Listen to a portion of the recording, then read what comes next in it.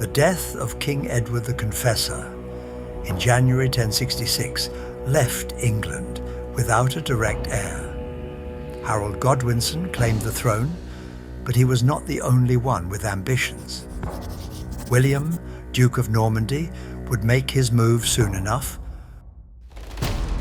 but another challenger arrived first, King Harald Hardrada of Norway, who allied himself with Harold Godwinson's exiled brother, Tostig. Harald Hardrada believed he had the right to the English crown. He landed with a formidable Norwegian force in northern England and quickly defeated local troops at the Battle of Fulford on September 20th. Victorious, his army encamped at Stamford Bridge while waiting for hostages and supplies from the city of York. Meanwhile, Harold Godwinson marched his English army north at an astounding pace, covering nearly 200 miles in just 4 days. On September 25th, the English arrived unexpectedly at Stamford Bridge, catching the Norwegians by surprise. Many of Hardrada's men were on the wrong side of the River Derwent, unarmored and unprepared for a sudden battle. The English needed to cross a narrow wooden bridge to reach the bulk of the Norwegian army. With time running short and the Norwegians scrambling to organize, one warrior, the legendary Berserker, stepped forward. Though sources differ on his name and exact origins, they all agree on his fearsome stand.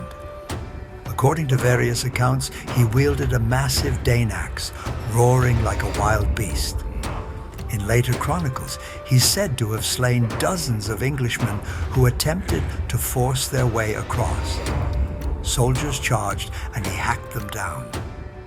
The spot became slick with blood as he single-handedly prevented the English army from pushing over the bridge. This berserker's aim was to buy precious minutes for Hardrada's scattered men to regroup. The Norwegians needed time to gather their arms and armor, and on that narrow crossing, even one determined fighter could stall an entire army. Some say he fought in a berserker rage, a trance-like fury where pain and fear seemed not to exist.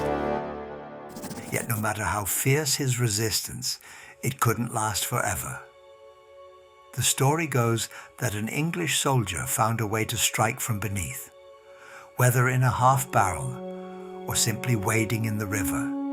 He positioned himself under the bridge and thrust a spear upward through the planks, mortally wounding the berserker. With that final blow, the crossing was cleared. The English poured across, clashing with Hardrada's main force. By the day's end, Harald Hardrada was dead. An arrow to the throat ended his ambitions for the English crown. The Norwegian invasion collapsed, with only a small fraction of his fleet returning home. Harold Godwinson's victory at Stamford Bridge was complete, but it came at a high cost. His exhausted army would soon be forced to march south to meet yet another invasion, this time by William of Normandy, culminating in the Battle of Hastings. Still, in the grand sweep of the Norman conquest, the heroics of that lone berserker remain a defining legend of the Viking spirit, fighting with wild courage against impossible odds. Whether he truly killed 40 men, 80, or another number altogether, his final stand on the narrow bridge endures as a testament to bravery, ferocity, and the indomitable Norse will.